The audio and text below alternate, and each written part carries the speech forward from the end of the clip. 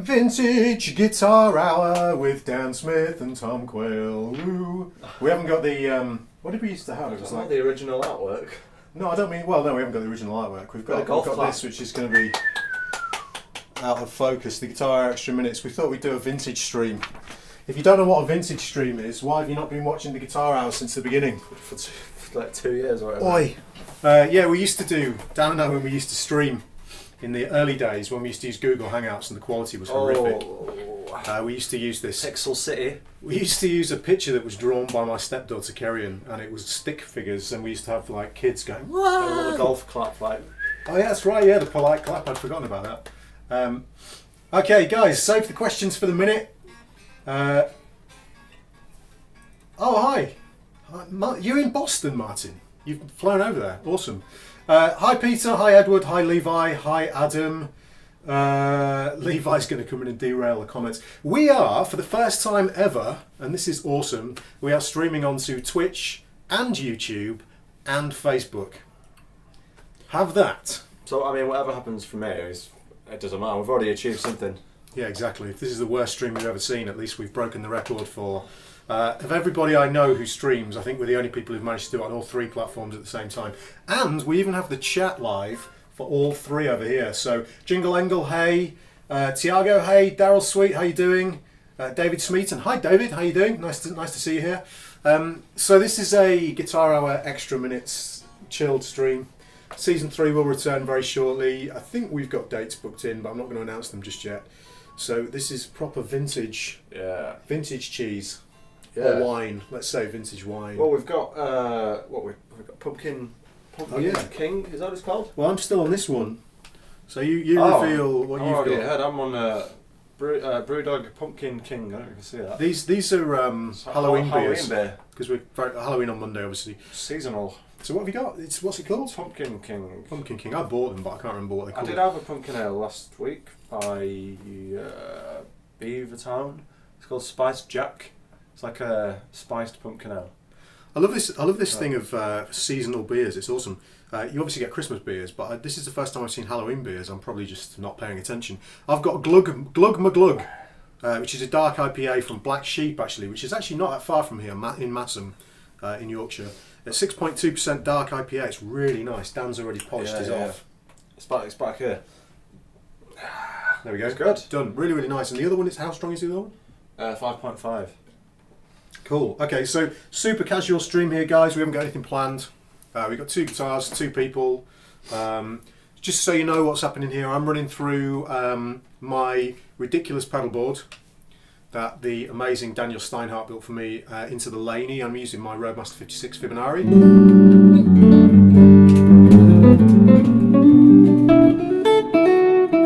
Sounds beautiful.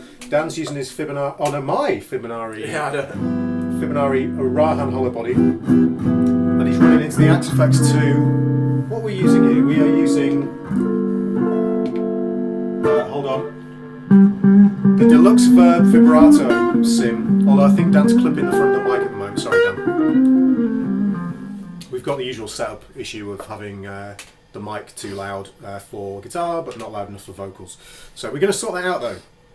So before I say anything else, and before we get chatting away, because we have got sort of a thing we want to talk about, you might also hear like water running or something, because the pipes in this house are ridiculously loud, and my partner's downstairs. So get onto the Guitar Hour, sorry, no, not the Guitar Hour, patreon.com/the Guitar Hour. Check that out, because we've now got a Patreon page. We've got about, how many backers have we got now? I think it's about 11. Yeah, something like that. So if you want to support the stream, get us better audio quality. We're kind of saving up for some lapel mics, so we got better audio quality. You'll hear the guitars direct. It's one of the biggest complaints. We don't necessarily get complaints. I mean, obviously you get trolls and stuff, obviously, but one of the biggest criticisms is that the match between the guitars and the voices is off, because obviously we need to have the guitars loud enough so that you guys can hear them. But then, in comparison, the voices are always just a little bit, unless we're yelling loud noises into the microphones. Then, yeah, exactly. Some people are saying there's a little bit of audio lag. Sorry about that, guys. Everything's set up as normal, so I don't know why we've got audio lag. I've not changed anything. So you might just have to cope, I'm afraid. Sorry about that, unless it's really, really bad, in which case I will resort it out. But I think it's probably like Blues in Seattle just said, if you pause the video for a couple of seconds and then start it again, it resyncs.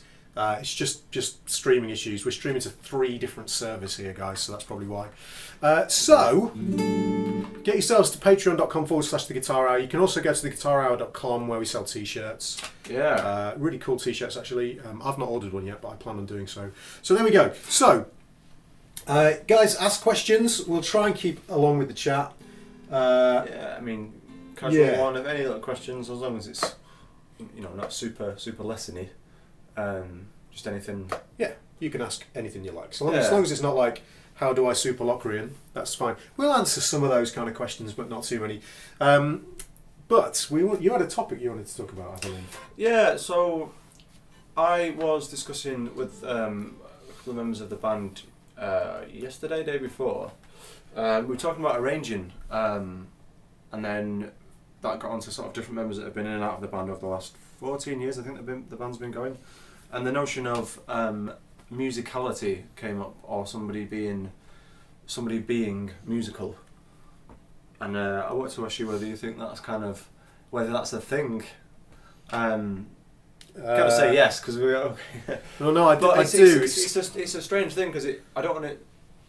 It sounds like one of those things that you've either got or you haven't, which I'd like to think isn't the case.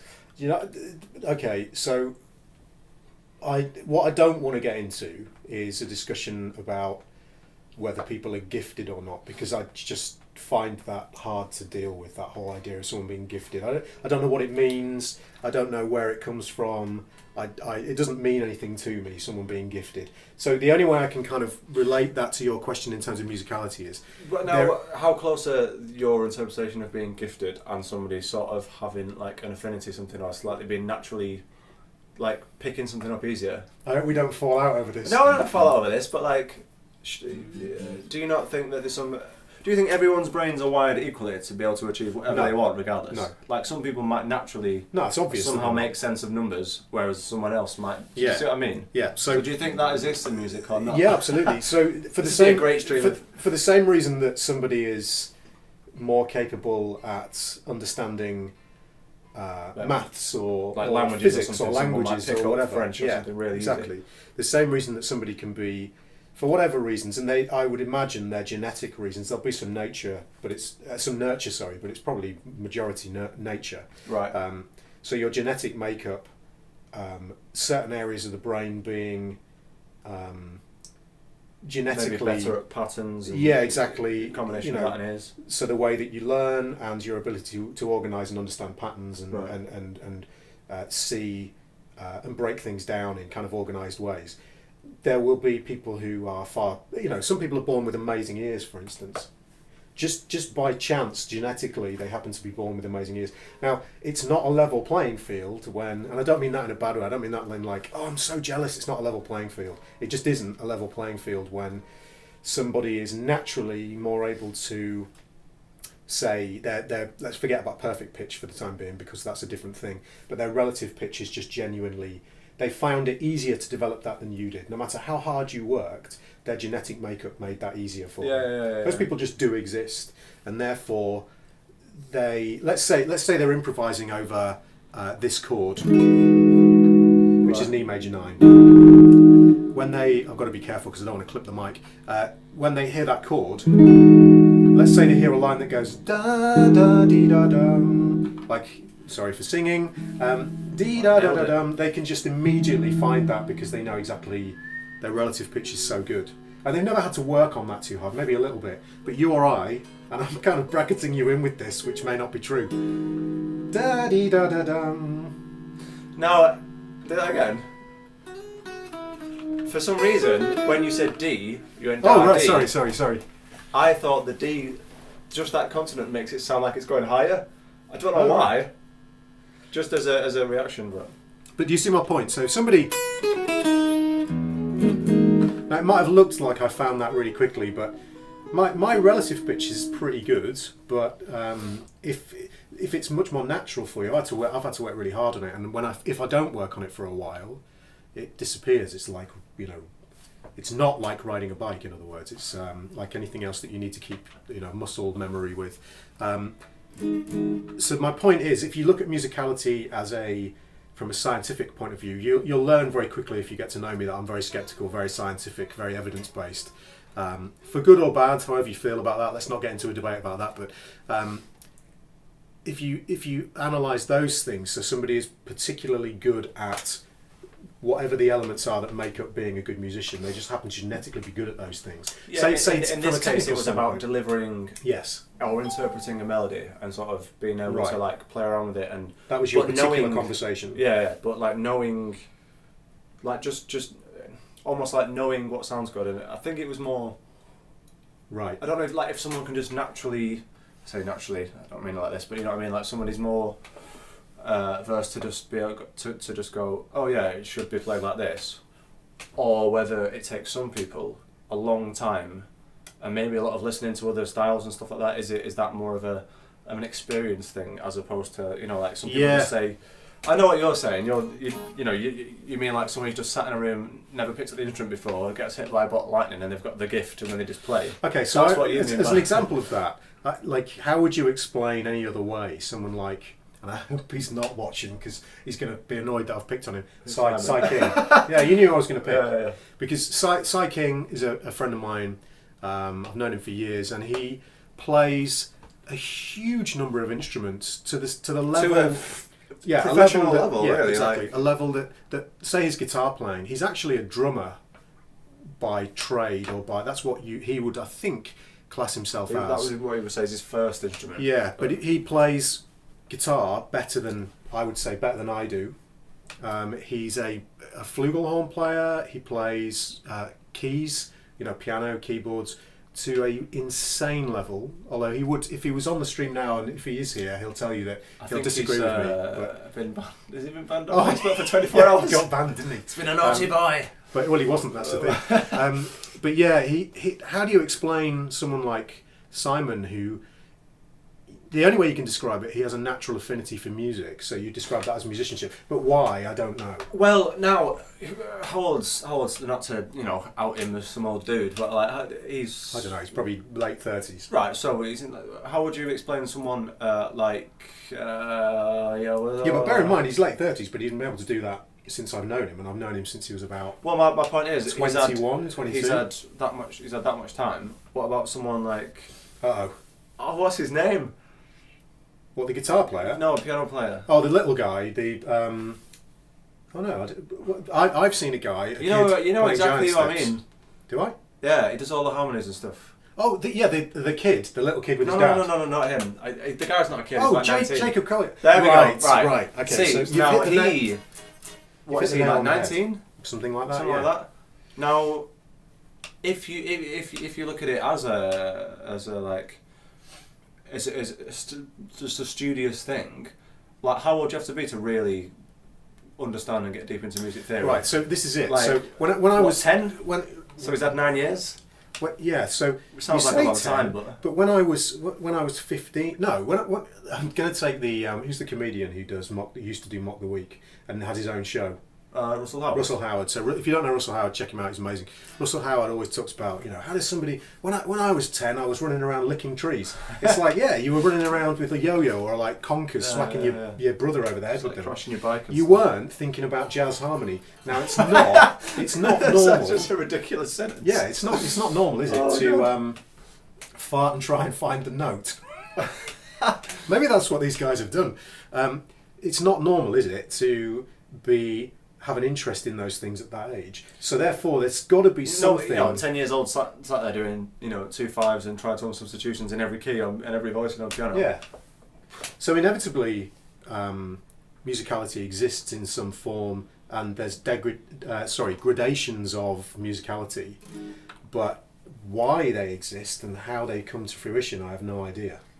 Although you could make a hypothesis that it's got a lot to do with genetics. Also, I wonder if there's something in the brain that almost fast tracks that information going in and being understood and being able to find it and all of that. I think part of the reason why people like him are so rare is because if you look at the population of the Earth, 7 billion odd people, and he's very, very rare, there's very few people like him, is because imagine the chances of having that genetic makeup and that nurture, so that level of parent. I think his mum is a violinist or something. She's like growing up in a house that's got every instrument in one room. But, so having that genetic makeup and then discovering that genetic makeup is there and having the nurturing involved in order to actually nurture it is so incredibly rare. So someone's got Jacob Collier's perfect pitch though, so it's not really fair to talk about. You can hear all the notes in recording stuff. But there you go, Pete. That's exactly what I'm talking about. So I mean, even so though, you'd have to know.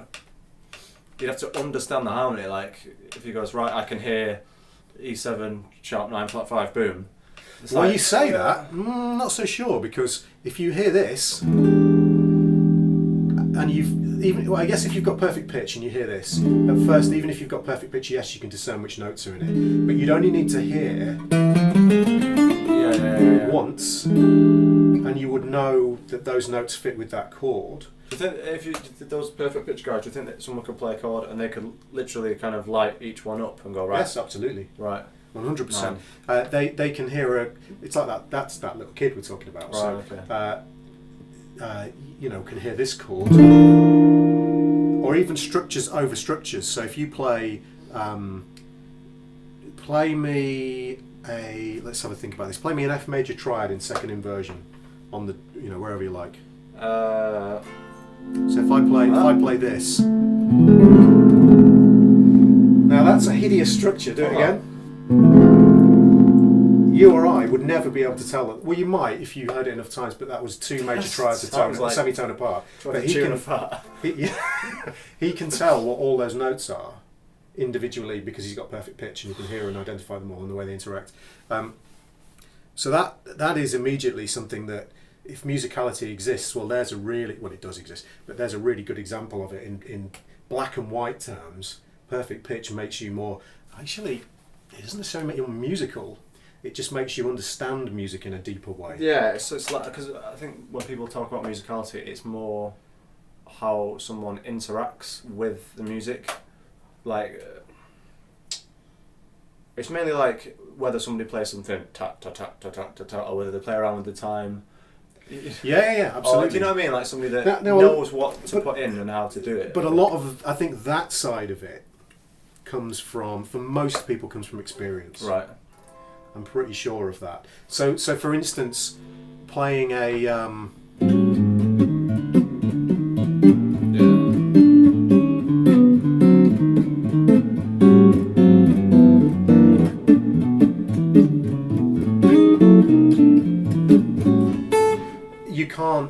you might know what that sounds like and understand the sound of it, but to interpret it on the instrument and make it sound musical is just a physical exercise that you go through over and over and over again until you can actually make it happen on the instrument. Although interestingly, I won't name anybody, but I've taught people who've tried to get that down for years and have never made it. Just the feel of that, right? Okay. Because that kind of thing is very addictive for people. They really want that sound because it's a very cool sound. Or you might, it might be a bluegrass thing. Yeah, exactly.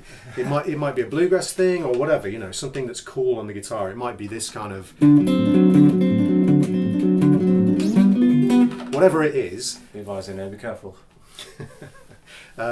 Whatever it is, people want to get it and get hold of it. But some people, for some reason, they just never achieve it.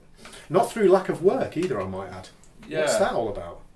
I mean, would those kind of people be attacking that purely from this is what I'm going to try and play, or would they go, where does this come from? I'm going to go back and the Travis picking thing. Would they then go and look that up and try and really get around it, or would they just be trying to do that one thing? I think it depends on the student and how deep they want to go with it. But what I'm saying really is that some people, they might get the mechanical motion. Just reminds me of the end of Reservoir. Is it Reservoir Dogs? And the lime and the coconut thing. Oh, right. That one? No, it's a lot slower than that. Oh yeah, I know what you're talking about. It's like. It's like that. You're doing a B7. Yeah. So why can some people get that really, really quickly? Like I've had equally some students, and we all know that there are people who will from having relatively little guitar knowledge and experience will get something like that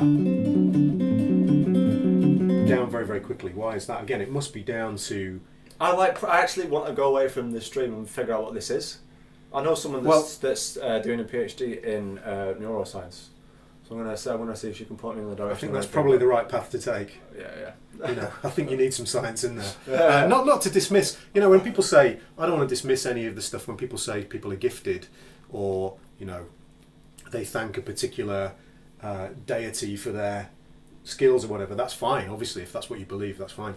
I'm not saying that's wrong or right or whatever. But from my perspective, my interpretation of musicality, it has to come from. There has to be some kind of scientific, physiological reason why, and obviously that includes the nature side of it, the aspect of people, having certain aspects of their brain. What's the word? I've got vocabulary failure. Nurtured, so built upon within their day-to-day lives, so that they end up finding music easy, or speaking the language of music more easily. Again, I find it's really weird because I find language is very, very difficult. Like speaking another language. Speaking another language. I think I do anyway. I mean, my experience with learning languages, maybe it's the way that speaking language English is difficult at times. Well, me too, absolutely, especially with having a baby and being tired now. But it could be to do with the way languages are taught in the UK, which is pretty poor because we all speak English, and English is generally universally accepted around the world, so we get very lazy. Yeah. But music, the language of music, always interested me far more, and I found it far easier. But then that's probably got a lot to do with the fact that I was interested in it. But again, this could go on forever, this conversation, because you then get into the conversation about, well, why do I find this, like all of these, why do I find these sounds so addictive? What is it about them? Even this. I find these sounds...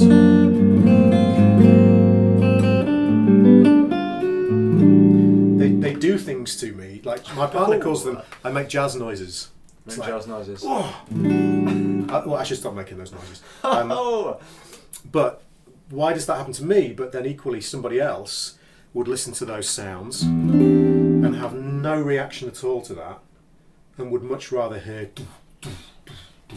And we're not getting to conversations about how intelligent people are. Do you think...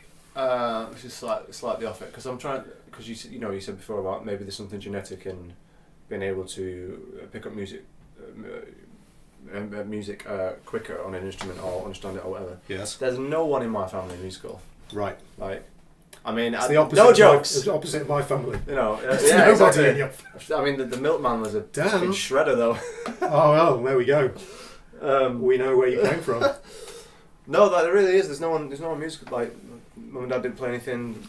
Sorry, but maybe this is all a big joke. It's not meant to be.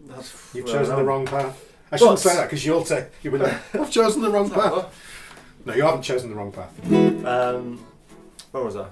Oh yeah. So, do you think there's any correlation between music that you hear as a kid and then liking that as you're older? My parents used to listen to a lot of like Motown and stuff. And like now, me and my sister kind of like love that stuff. Like, right. Well, I'm the opposite of you because my parents. They're quite folky. Well, not quite folky. They're not now, but they ran folk clubs for years. Right.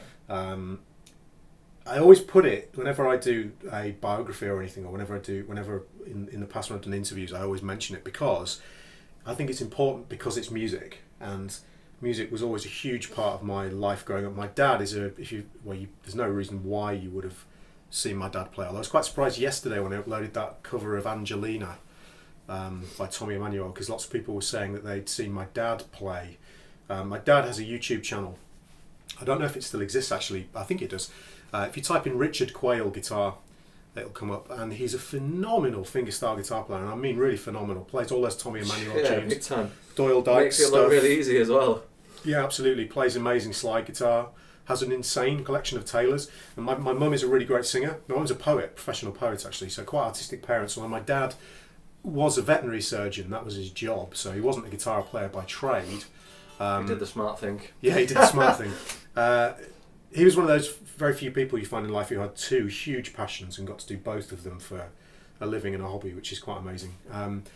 And that obviously played a huge role in my development, but up until recently I absolutely hated folk music. I'm not talking about modern folk music, like Seth, oh man, I've got brain failure.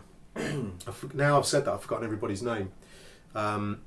But yeah, the modern guys, they've always had an edge to them, which sounds really interesting. But I'm talking about like the Dubliners and all that kind of, like proper hey like properly finger in the ear, you know. Yeah, exactly. Never into that.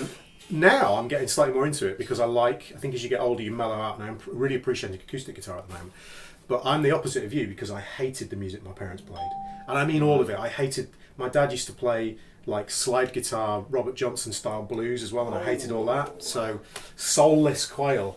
Now I love it, but I can't do any of it at all. And I'm starting to get more sort of into it. But so I think it doesn't matter whether you like the music your parents listened to, so long as there was music around. Yeah, I remember like my dad didn't play guitar, but there was a guitar in the house and it just sat around.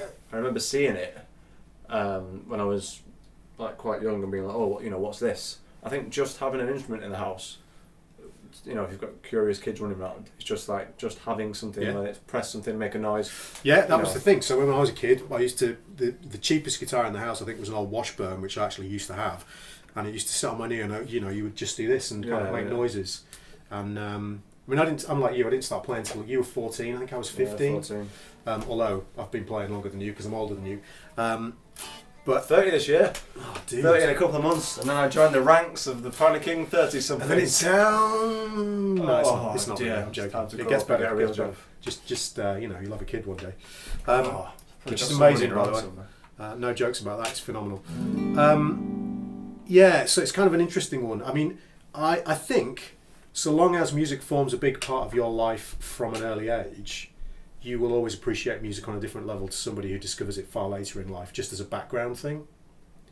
And everybody in my family, literally everybody in my close, you know, my close-knit family plays guitar to a reasonable level, actually. And my older brother and my sister both gig, or they used to. They don't do so much anymore, but they wrote loads of songs, singer-songwriter, but reasonably high-level guitar playing. My twin brother played violin to grade 8 in the UK. Grade 8 in the UK is a thing. It's like the highest classical grade you can get. You know, music was a huge thing in my life. So it's kind of interesting. We're completely opposite ends of the spectrum. And interestingly, I think it could be argued, and I know you're going to object to this, that you are more musical in terms of your taste and sensibilities than I am. Don't disagree. You're not going to disagree. No, I'm trying to figure out. It's true, and I think a lot of people on the stream would agree that when Dan plays, mainstream. This is not me kind of bigging Dan up and giving him a kind of. I know you said a big head. Then that's going to sound completely. I've got a big head. I need to get my hair cut. You know, just I was going to say blowing Dan's trumpet. That's even worse. Let's not go there. You know, I'm not trying to. Stroke your ego, but it's one of those things. I think most people in the stream would agree that, you know, I am sort of intensely into harmony. I know you are as well, but intensely into harmony and technique and legato and fast kind of lines and stuff and intensity of notes, density. Intensity of note density. That's a t-shirt that needs to be made. You are all about note choice and time feel and kind of creating, and it's partly to do with the way that you are as a musician in terms of your career. You play in a band where you have to fulfill a certain musical role, and you're not playing to audiences of guitar players, whereas I play to audiences of guitar players. So we're fulfilling different roles. I kind of feel like I'm moving this tangentially off in a different direction here, but anyway. I think I'm just obsessed with the past. Dan sounds more stylistically appropriate. Yes, Nick Wayland, that's very true. No blowing or stroking of Dan. Okay, sorry. Hilarious. Oh, Richard Langard. God, that is terrible. Start counting the nails in the coffin. What was I going to say then? Oh yeah, so I think there was a time where I got quite sort of into the harmony thing and stuff like that. That's good. I've kind of moved away from that a little bit just because it's not what pays the bills at the moment. Right. So there's no reason I can't go back to it. We were talking about it earlier. I said to you, we were talking about my comping. This was a good few hours ago.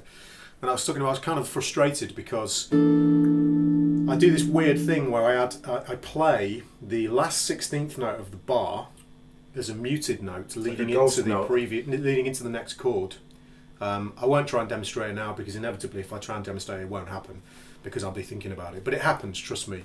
And we were talking about a few things and I was like, Dan, just comp through Stella by Starlight for me. It's not what you said. Oh, what did I say? Oh, no, that's not what I said.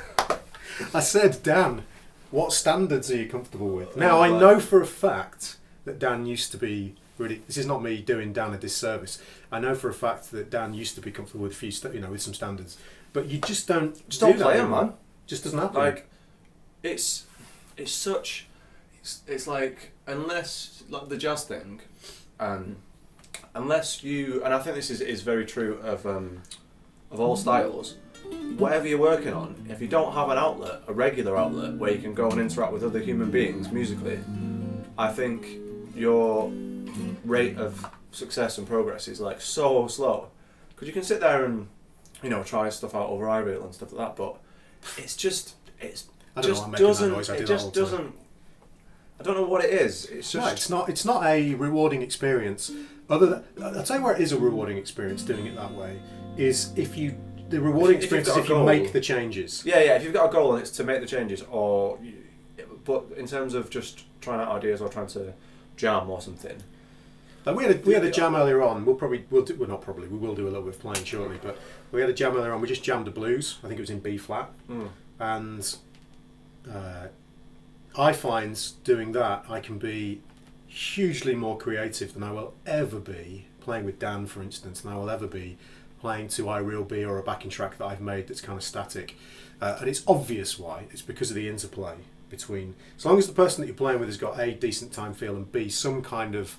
Not creativity, because you can have creativity and not be able to access it on the instrument, but creativity plus some way of accessing some of that on the instrument. So if you say, for instance, the first chord is B flat 7, having some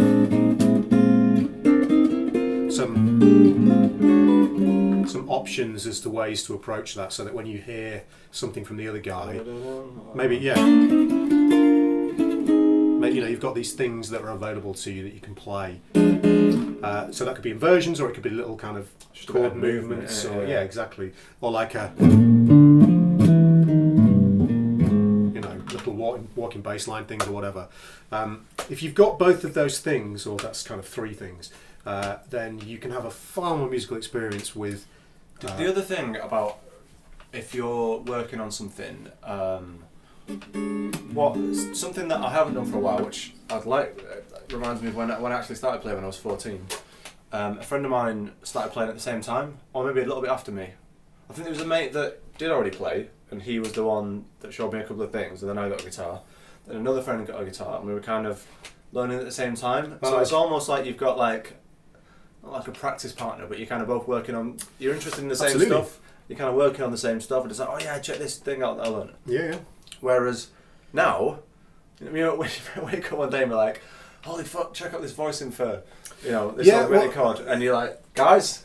No, well that's the thing, because if you can find somebody now, like at my age, or my point in my musical development, that will do that for you, then it's the greatest feeling ever. Because like BB came around the other day, it was about a week and a half, 2 weeks ago, and he'd been working on, if you remember, I think you talked about it I don't know if you were there when he was talking about it, I wasn't in the stream, but he was talking about this... his 2-1-2 thing? Yeah. BB's been spending a lot of time working that.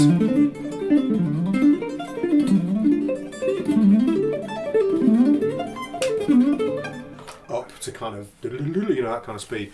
So, we talked about it for a while just in this room, just the two of us. We weren't live streaming, we talked about it for a while. And then we were kind of throwing ideas off each other. And then I was thinking about various things, and I couldn't figure out why I couldn't make that work over something like All the Things You Are. Right. Now, this is the nerdiest thing in the world. If you imagine two grown men in their mid-30s sat in a room with this harmony, this kind of...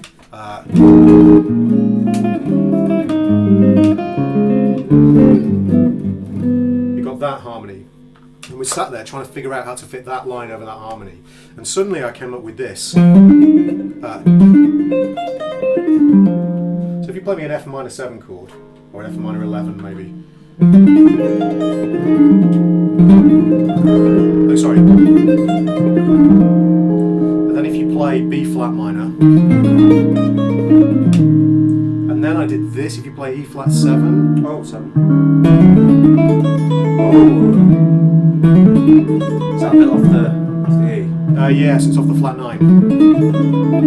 Oh man, we're clipping the microphone badly. Oh. Let me roll that down. So, yeah, play that one more time. Oh, I'm really loud.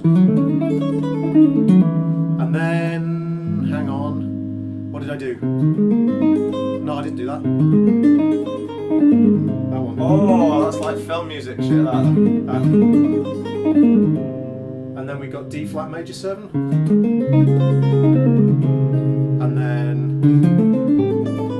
Oh, is that the right chord? No. Where's it go to? It goes to G7. G7. Oh, you're playing a strange. You got the 5th in there. I'm playing too much, wasn't it? Swing. Yeah, so whatever. But the point is of all of that nonsense is that if you've got somebody who's as interested in that as you, and you can throw ideas off each other, this was like, you should have seen the excitement in the room when we just, well, when we sat down and figured this out. It was like, oh my god, that's the coolest thing ever. And that is something that's, again, without somebody else there, you'll never get that encouragement. Yeah, well, that's it. The other thing is interactivity. Is, you know, musical stuff aside, like musical perks aside, it's someone to go, oh shit, that was cool. What was that? Do that again, or someone to get involved and push you along. Because man, being sat in a room for like 10,000 hours on your own, trying to jazz. There's only trying to jazz. There's only so far you can go. I've got a jazz question actually, because I was speaking to. Do you want it? Do you want the question? Yeah, go on. All right, so you've talked about it already, so you better deliver it. Well, I have a friend that she did a year at Texas University. Is it UNT? Yeah, North Texas, which apparently is good for jazz, right?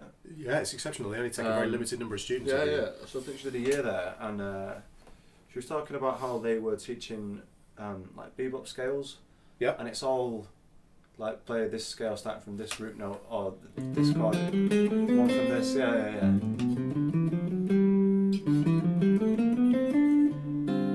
Yeah, I know my bebop scales, unfortunately. Yeah, but the thing is, I was like, I know what you're going to say. Yeah, you're going to ask me, I won't ask you, is it a thing? Like, right. Because all you're really doing is adding a chromatic, which if you say as a scale, it doesn't really make sense.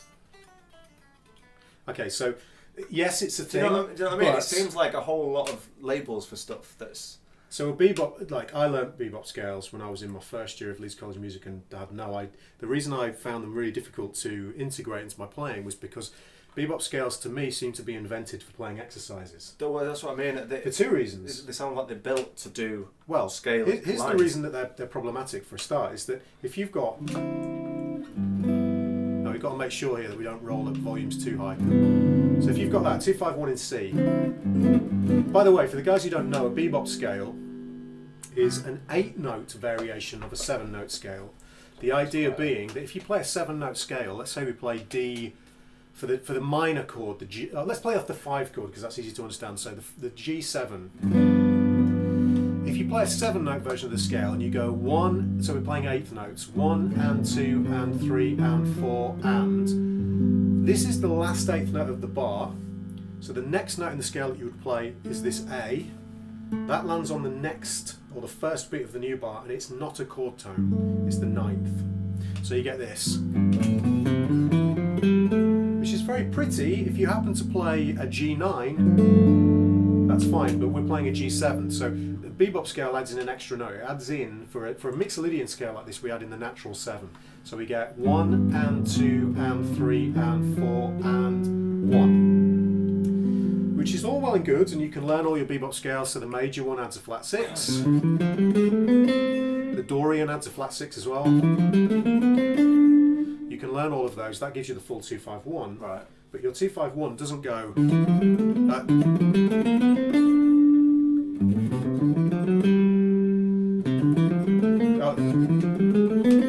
It goes. Yeah. So this is a problem because this scale if we go 1 and 2 and 3 and 4 and 1, in this case it happens to work out because this note needs to be a chord tone for G7, but it doesn't always work out that way, and in the next bar we're actually playing G7, not D minor 7, so realistically what we need to be doing is targeting a chord tone from G7. For the resolution. So the reason I think bebop scales are useful is because they teach your ears to hear a scale going from chord tone to chord tone on the bar. So actually the way I used to practice that stuff is I used to practice it with resolutions instead, once I got my head around it. So for instance, if you play a G7, if you go...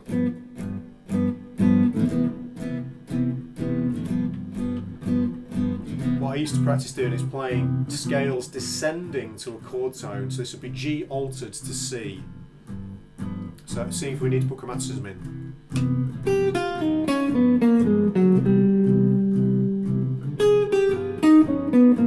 In that case, no chromaticism. So you can hear there I'm practicing the resolution of those particular scales.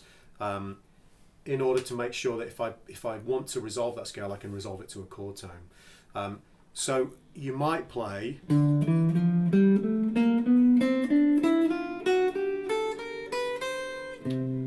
That's a 2-5-1, adding in chromatic notes to resolve. But the point is that becomes an oral exercise as opposed to a scale. It's a scale-based exercise, but it's an oral exercise as opposed to a theoretical one. So the bebop scale teaches your ears to hear the resolution correctly. It's because the way I was thinking, well, all you're doing is adding an extra note to the scale, and then it's like, right, well, people talk about them like it's they start them on different notes, right? Like it's yep. So you should learn them. You should learn them from the root, the third, the fifth, and the seventh. But it kind of seems like a label for something that's not really a thing, if you know what I mean. Yeah, because you're just adding one little bit of chromaticism, and you could add the chromaticism anywhere. Yeah, so I mean, it doesn't matter where you put it. The point of that the chromaticism better way is to put it is it probably does matter. at the end. It does matter because if you play, that sounds okay, but yeah. It's the nicest place for it to be. It's stronger. Yeah, stronger is a better word. It's stronger because it pulls better. And actually, what you're hearing there is not. Yeah. You're hearing. So in actual fact, the way they're taught is a bit bullshitty. Yeah. Really. That's the problem. And again here. Oh, sorry. You're hearing that, really. You're not hearing. It's better at the end. That sounds bizarre, doesn't it? Yeah. I mean, it's still. It does. I mean, it works, but it's not as strong, obviously.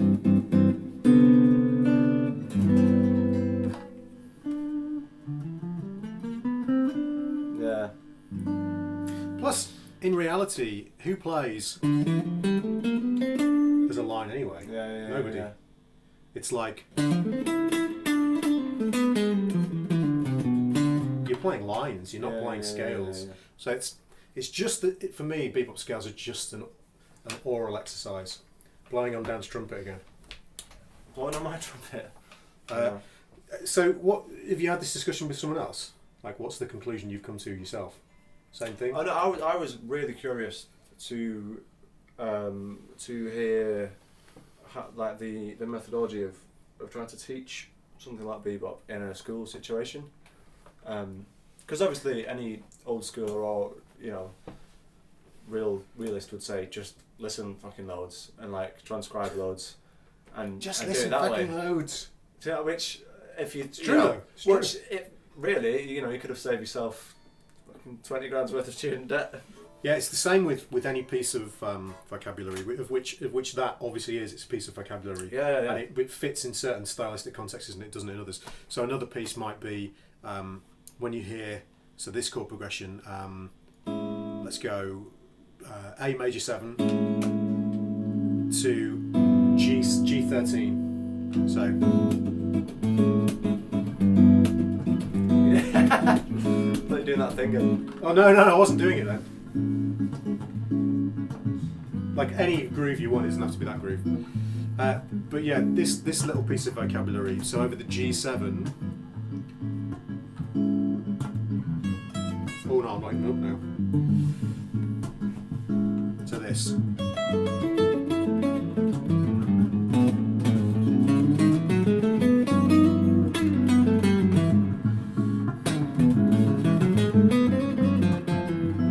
Let me do it really blatantly.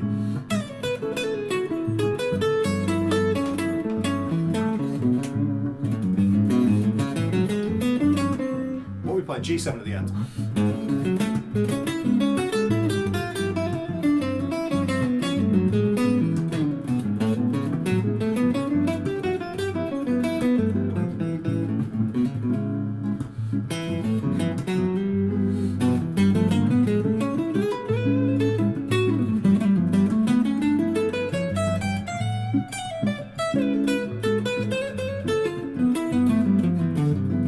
What I'm really going for is that A major triad. A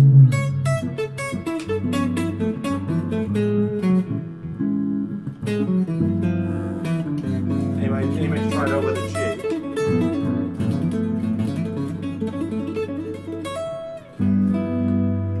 So all I'm saying is that little piece of vocabulary you get because you've heard somebody else do it. It's the same as bebop scales. You know, you hear them in context. Just learning it as an isolated event is one thing, but then having the context. I think the first time I really heard someone do that in a really gnarly, like uber amazing way was, you know, the Sylvian Luke and Borelli Legren album duet. Oh, I've not heard that, but Martin and I came up with our own arrangement, but we stole the idea of doing that song from them. Isn't She Lovely? oh yeah. That chord there, the F sharp 7. Do you know those chords? So it's like C sharp minor. I'll play C sharp minor 11, whatever. F sharp 7 or F sharp 9 to B7 or B9 sus. To E major 7 to G sharp 7 altered, leading back to the C sharp. So it's like.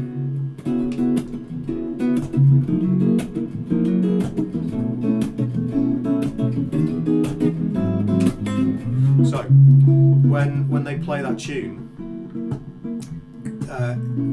Sylvia and Luke or Borelli Legren, whoever it is, it's like. And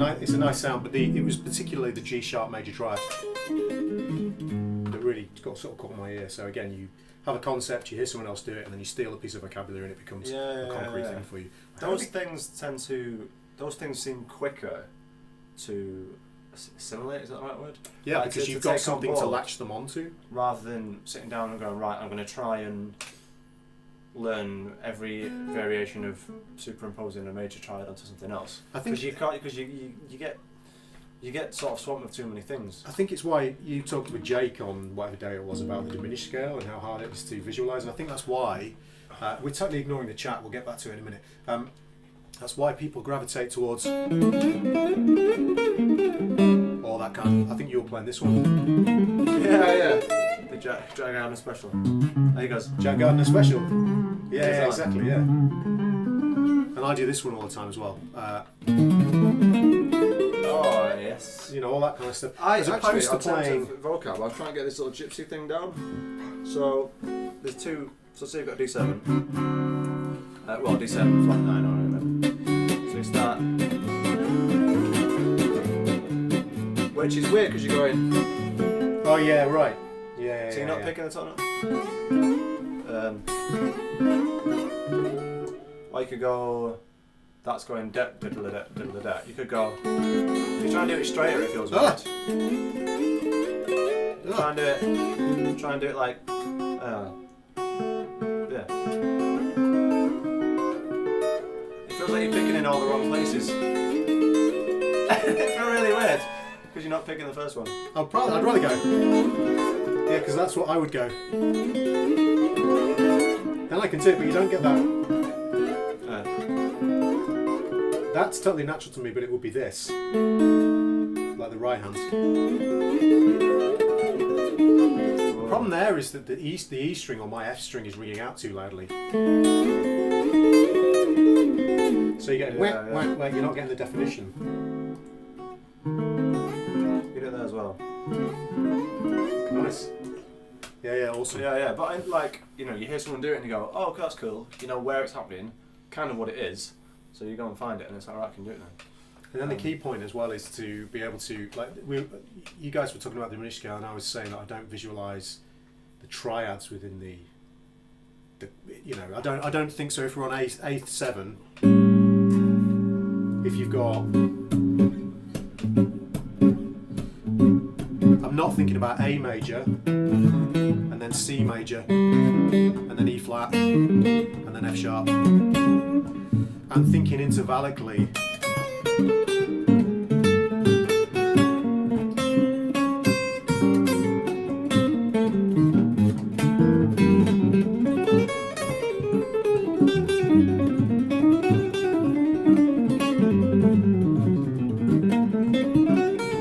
I'm just thinking, because otherwise, does the little triad pattern ever, as a link, ever take over? Only if right. So I know, and this is interesting because this is. I'm not trying to like. No, you're right. You're right. No, because it's a culmination of all sorts of things. So, for instance, I see, you know, this. Sorry, this is way over your head, guys. Some of you will be into this, some of you won't. A13 flat 9. Okay, so you've obviously got here. This is an F sharp major triad. Yeah. Okay, so there's a second inversion F sharp major triad. So I've got this shape. It's the same thing, but just different shape because of the tuning. So I'll often, if I'm playing, that's my. If I do play triads, that's my jumping off point. So that's like. Sorry from getting from one place to the other. So I have this lick. This is Andy Wood's favourite.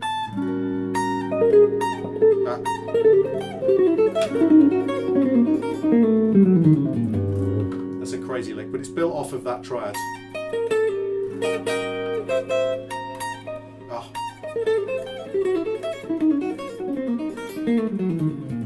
It's almost impossible to play. So that's the only time when I sequence stuff, and I will do that. I've looked at it all sorts of ways though, so I'll also look at this little idea. So say for instance, I'm trying to think now. Like you spot sounds things. Like a really evil Nokia ringtone. Because I was trying to sound like John Schofield. So that's like you can see patterns. So that little semitone thing works 2 strings lower up a semitone. Should be over A7. Oh, A7. My problem is if I start to think that way, because I'm thinking a very specific pattern, if I need to get out of it, so you just let go of because I'm not thinking intervallically, I have to switch that part of my brain back on in order to get back into the scale. Right. Because this is such a specific thing. Now, if I do a little bit of it, I can get back in. If I do too much of it though, my brain seems to go into this path of least resistance mode, where I can't get back into the intervals again. Yeah. I'm a bit screwed at that point. Yeah. That's where I'll screw up. But I do like those things about the diminished scale. I did. One thing I really liked was it's the only scale where I like the massive dot diagrams. Right. Because you can dive in, and I found these one day. So these are really nasty. They get really hard to play up and fire up the guitar. So if you've got like a 2/5 in D major, you play 2, and then. Christ. So you can resolve to D. So if you play the scale over these, A diminished. Oh, I'm a little too loud. Sorry.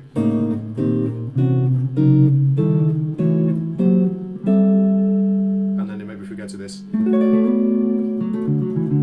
Yeah, it's kind of crazy, but it kind of sounds cool at the same time.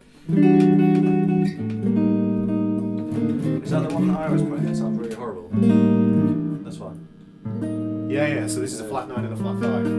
We've probably lost like 90% of the audience now. No, doing this. 100%. Keep breaking my eye with Tom's legato rhythm substitution lessons. Oh, awesome.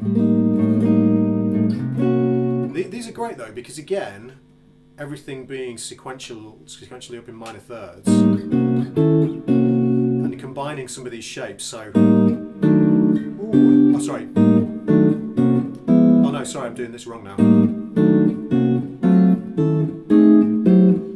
And then maybe a resolve to. Oh no. So there's some cool voicings in there, but most of those have come from looking at a big dot diagram and going, okay, I can identify a shape there. Yeah. Because I can identify it here.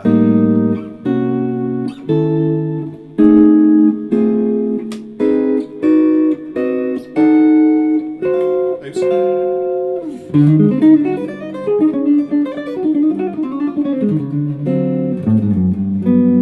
It's kind of I like that scale a lot.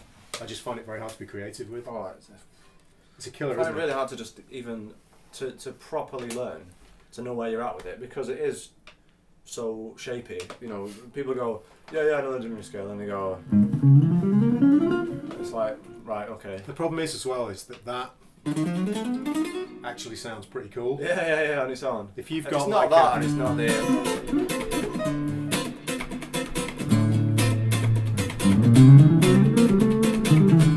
I'm doing it from. Which one are you? Now that's interesting. Which one were you doing now?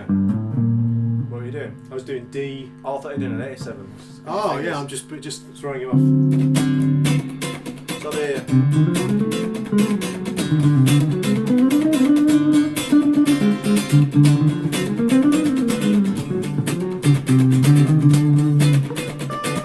So you might even visualise it now. These echoes.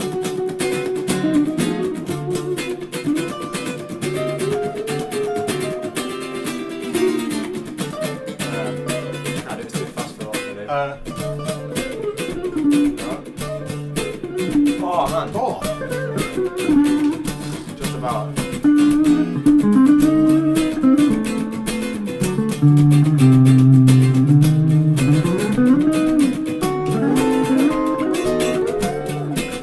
Is that lick? Yeah. Nice. That's the thing. You could, if you were taking. Not there's anything wrong with this, and I thoroughly respect the man greatly. But Scott Henderson would always say, "No, man, don't do this stuff where you sequence up in minor thirds." Some of that stuff's the coolest shit. I mean, that sounded awesome. Yeah.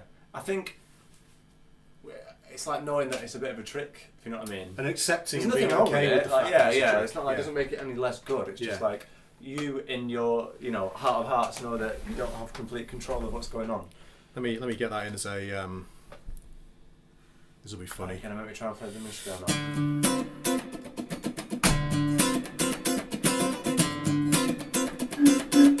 Oh! Oh my god! It's actually in tune. Oh man, I'm the worst with a looper. I got a D. Play a D.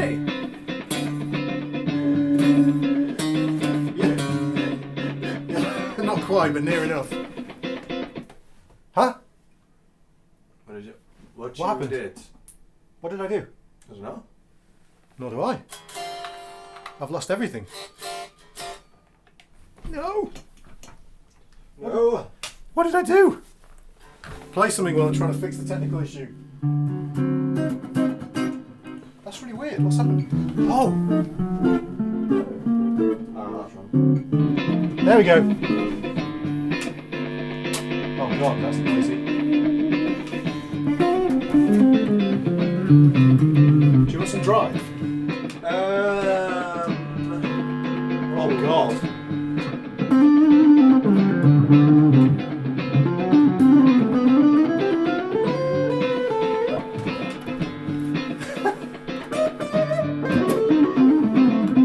Oh dude, nice. So it is there. What is Oh! that? What are you doing? What are you doing? Oh, you're kidding me.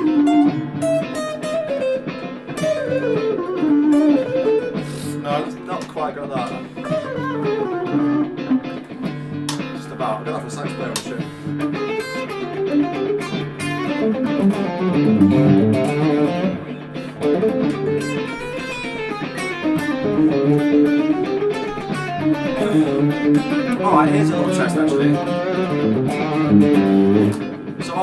I never practiced diminished scale.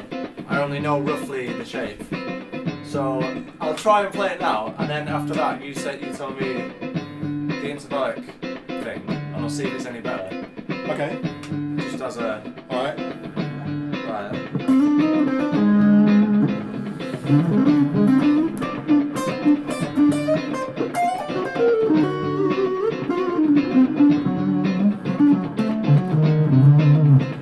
Alright, try and think of it. Try and think of it as so root 3 5 flat 7.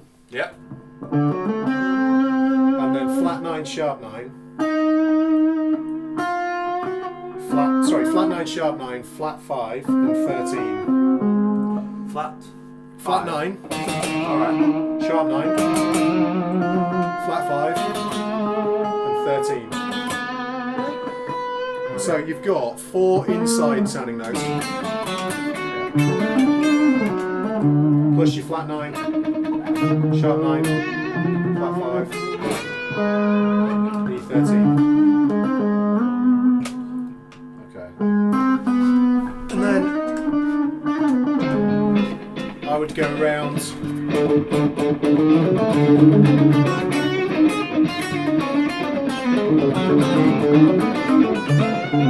What I did when I was trying to get my head around the auto scale was I'd just take and add one dissonance. Yeah, cool. Ah.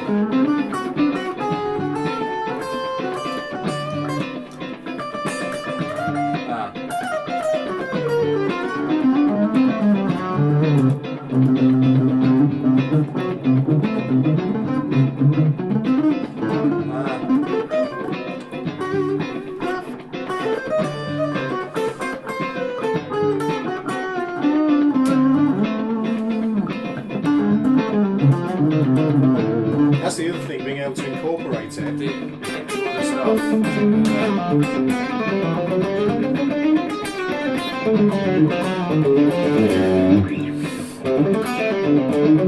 This is the thing as well.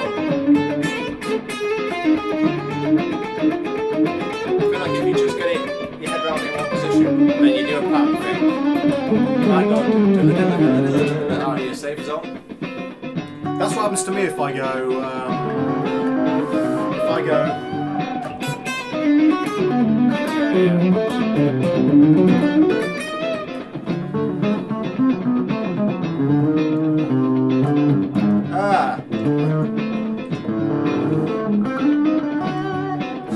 What's that? Oh, right, now you know.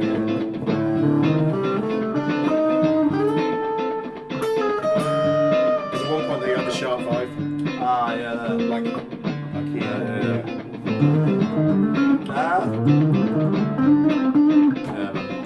Such a hard sound. I want to get this one in.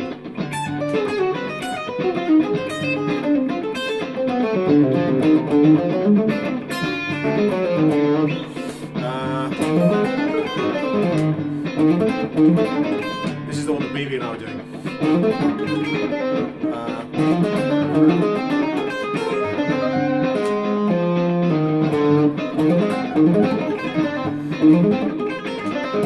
That's hard to. No, no, what am I doing? Sorry, I was thinking in a different way.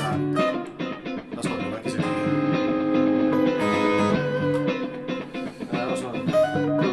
What's the one you do?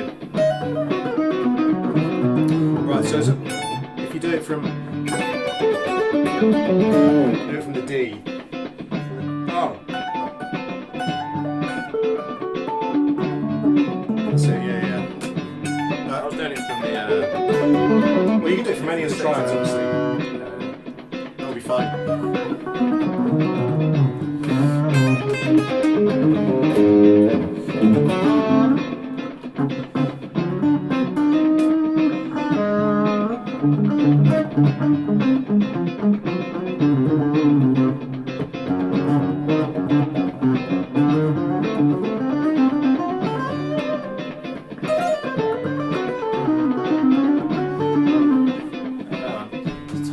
Tough. And then my favourite.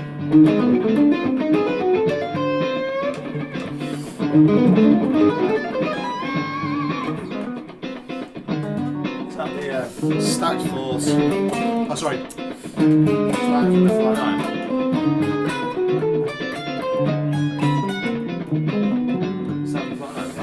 Yeah.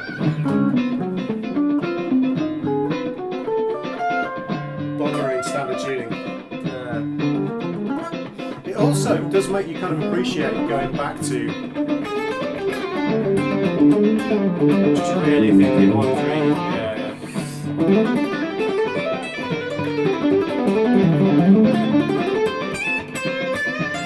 It makes you appreciate that stuff more. Yeah. Like by the time you're trying to go, you know, you're fucking... And your brain hurts. Yeah, it's kind of... Oh, no. Oh, God, deja vu again. Yeah, it's kind of an interesting one. It comes up all the time, doesn't it, for guitar players, because it's always the hardest. I'll tell you a guy who's got killer, ridiculous chops in that scale is Dweezil Zappa. Right. Incredible, like, creativity with that scale. A lot of sequenced ideas, but some crazy sequenced ideas. Really amazing kind of chops with it. I like Daryl Gable's ideas as well. Like I can't remember specific ones, but like stretchy things like. There we go. I can't do any of this.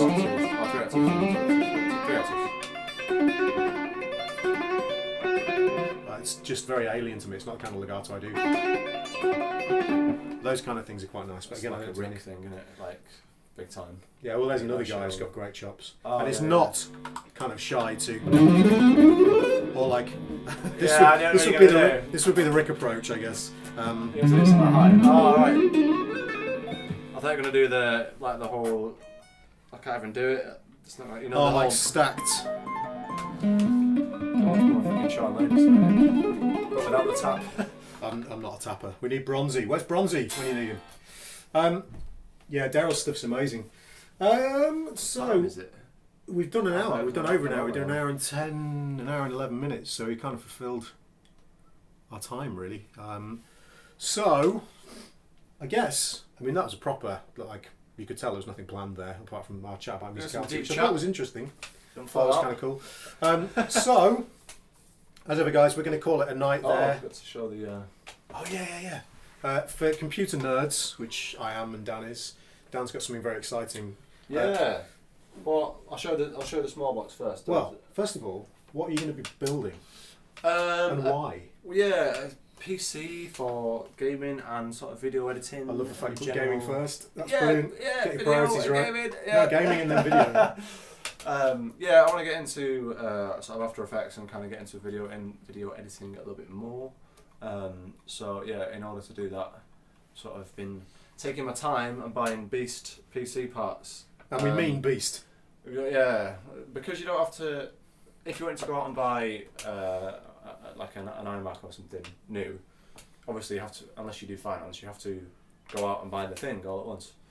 But which would be silly to do. If you what we did here is we kind of said, right, this is the kind of thing we want, and then made the kind of thing I want. Put a sort of shopping list into CCL. CCL is a local computer store. And printed that off, and as money's been coming in when I've been gigging and stuff like that and teaching, I've been like, right, cool, I'll buy this component, I'll buy that component. And we're going to live stream the build. Yeah, we're going to live stream the build. That's how sad we are. So, just a small thing, because just to let you up for the... This is all Dan's got so far. No, it's not.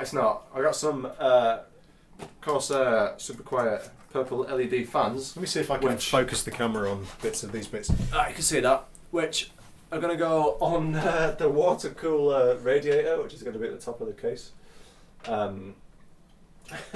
No! Focus! That looks focused. That'll do. It's close enough.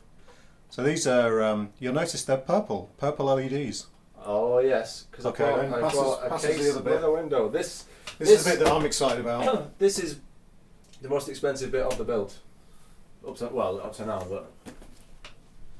Yeah. If you don't know what that is, that's a kick-ass graphics card. The most powerful graphics card for a non-insane price on the market, although it's still bloody expensive. That thing will enable Dan to play games with all the full settings, everything on full at 4K. Oh no, now we're out of focus. Sorry. Oh, well done. That'll do. No, it won't. Oh no, what have I done? This is not a good way to end the stream. There we go. Witten, I believe that is what I've bought, yeah. Yes, an H100i, precisely. Because it's got the coolest CPU the contacts. yeah, well, I forgot what they're bloody called. I've got brain failure. The contact for the CPU is the coolest one, I think, for the Corsair H100i. Yeah. But I mean, just looking at parts and watching sort of tech videos and stuff, and like PC builds and things like that, I've learned loads already. It's going to be worth watching that stream actually, because for you guys who are into, I'm going to be releasing a video production tutorial fairly soon, and actually a live streaming tutorial. So if you want to be able to live stream the same way we do with this level of quality video, and we're going to work on the audio. We need lapel mics, but yeah, and also if you'd like to be able to play games at 4K resolution, then this PC will be an absolute beast. I mean, I've got one sat over here which is similar specs, but it's the previous generation. So I have a 980 Ti and a 4790K CPU. Again, just forget this if you don't know what it means. You may have been lost the entire stream if you were to think, if you don't know what the diminished scale is and you've got no idea what these things are. So I'm not but we're going to live stream that build, and it might be quite useful for some of the guys actually to see how computers built, see how easy it is to build your own PC that is vastly more powerful than any Mac that you can Well, buy. me and BB Hugely more. Looked at we sort of tallied up the list that I had, which has changed slightly as I've been going along, but and then put it against if you completely spec'd out an iMac, and the iMac was probably, I think from that list, probably twice the price. Yeah, and easily. Not really as This machine will be significantly more powerful than a Mac Pro. So not just an iMac or the MacBook Pros, but more powerful than a Mac Pro. Stacey Douglas, hi Stacey, is asking what the parts are. So we'll try and go through them. So we've got a 6700K i7 Skylake CPU. Yes, that's pretty much the next thing on the list. I've saved the most expensive things to last. 16 gigabytes of DDR4 Corsair Vengeance. Corsair Dominator. Dominator, sorry, the one with the LED on top. Possibly 32 gigabytes. Dan's still deciding. Yeah, it will be. It will be 32 gigabytes because of the video editing. That's useless for gaming, but great for video editing. Now, things like the RAM, that gets taken up by things like live sort of previews and RAM stuff previews, like that. especially if you use After Effects and if you use Adobe Premiere. Yeah. So the 6700K is a 4 gigahertz, but we're gonna overclock it to about 4.6 gigahertz. It's getting the Corsair H100i liquid cooler with the radiator and 2 fans, which is what those fans are for. Yeah, it's going to go on the top. What's the motherboard? It's an Asus X99? No. Z170? Z170 Pro Gamer? Yeah, Pro Gaming / Aura. It's basically the same motherboard I've got, but mine's a Z97 chipset. His is a Z170, which is the newer chipset. SSDs, possibly an M.2 drive, we haven't decided yet. SSDs for the operating system. We might install OS X on it as well. Yeah, I might do the Hackintosh thing, just because I'm quite sort of familiar with Final Cut at the moment. And then apart from that, Dan's got the EVGA GeForce 1080 for the win edition, which is pre-overclocked. So you can do it yourself, but it's pre-overclocked, so that's kind of cool. And that's got the Fantex Evolve ATX case with tempered glass side, of course. Hardware Canucks. No FireWire card required. Nick, you don't need FireWire these days. I do because I have a FireWire interface here, but you don't need FireWire. Not needed. Or USB 3. And that's what you need, really. Yeah, you do need FireWire. You've got a FireWire audio interface. Yeah. Although we could sort that out. That's not going to be a major issue. So that's going to be live stream. I don't know when we're going to do that. Dan's got to buy the CPU and the drives. Yeah, pretty close. I've got a drive for you in that drawer actually. Pretty close, to be fair. I mean, I was just trying to get the money together to buy this thing because I kind of had my heart set on that one really. And they're expensive. That graphics card is 600. Although it went up £70 overnight due to exchange rates and such, which it's not worth getting into now.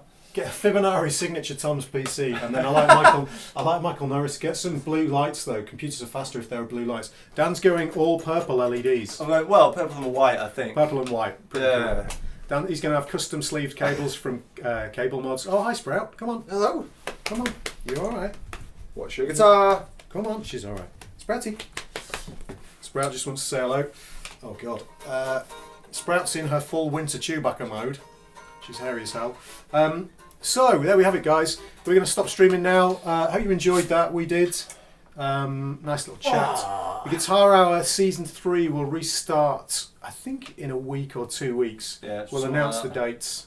And thanks for watching. Again, if you want to support the show, help us to get we've got 2 lapel mics. We need 2 more lapel mics for optimal audio quality. And we'll be able to DI all the guitars, all the backing tracks, so you guys will have the same audio quality we do in the room. Get onto patreon.com/The Guitar Hour. Support us there if you want to. We'd really appreciate any support. It's not to line our pockets, it's to make the show better. And you can buy t-shirts from theguitarhour.com and just generally kind of stay involved with the community. And thank you again for watching. This has been it's good fun. Good vintage Guitar Hour. Nice. Vintage Rumble. Yeah, vintage Dan Smith and Tom Quayle Guitar Hour. All right, guys. So we will see you next time. Bye-bye.